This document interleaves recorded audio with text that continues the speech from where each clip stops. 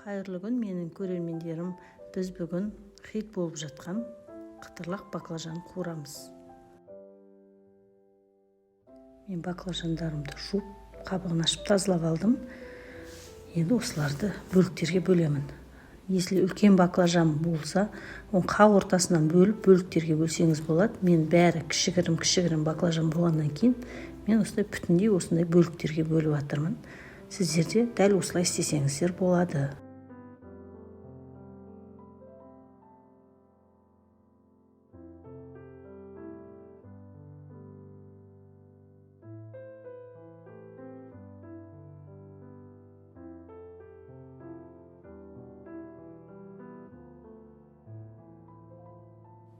Мен баклажандарымды зонтик етіп бөліп алдым бәрін.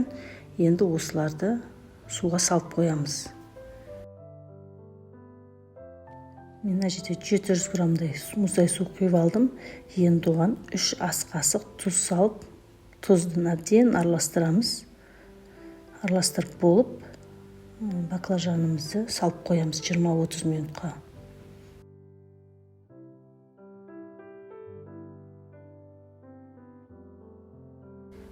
Баклажанымыз батып тұру керек. Баклажанымыз қойып, үстіне бір ауыр зат қойып, басып қойсаңыздар, баклажанның бәрі батып тұрады болады. Мен баклажандарым жарты сағаттай тұрды. Енді осыны майлықтың үстіне жайып, салфеткамен суын сүртіп, суын құрғатып аламыз баклажанның.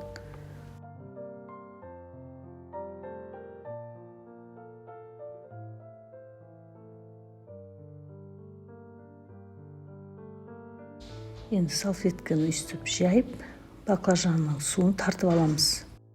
Мен мына жерде 3 жұмыртқа, маған 3 жұмыртқа жетеді өзімнің дайындаған баклажаныма. Және паприка, қызыл бұрыш, қара бұрыш, одан кейін тұз, дәміне қарай қоса бересіздер. Қалаған дәмдеуіштеріңіз болады. Және укроп болса, укроп қосып қойсаңыз да болады. Енді осылар жақсылап тұрып араластырамыз бәрін.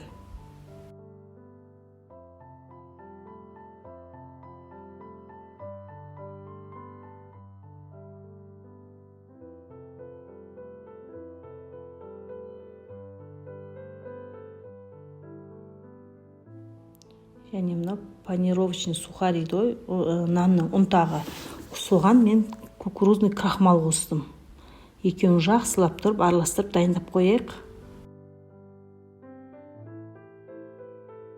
Біздің дайындаған жұмыртқамызға баклажанды осылай жақсылап тұрып аунатып аламыз.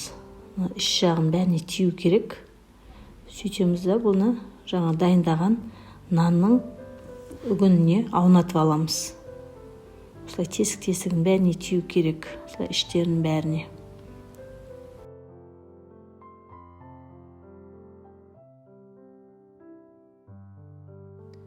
Мен алдын ала майды құйып, қыздырып қойдым. Енді қызып тұрған майға баклажанымыз салып алып, қуырып аламыз.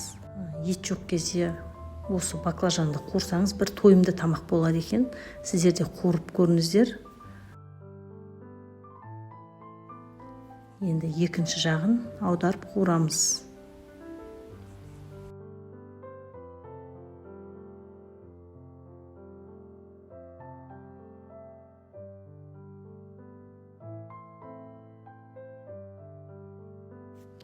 Және мына қуыратын бұрын алдында мына орталарына сарымсақ қосып тастасаңыздар болады.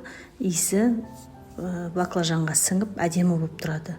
Біздің балдар ондай ұнатпайтын болғаннан кейін мен қоспадым. Біздің осындай қып-қызыл болып шықты баклажанымыз. Сіздер де осылай менің тәсіліммен қуырып көріңіздер. Сіздерге ұнайтынына сенімдімін.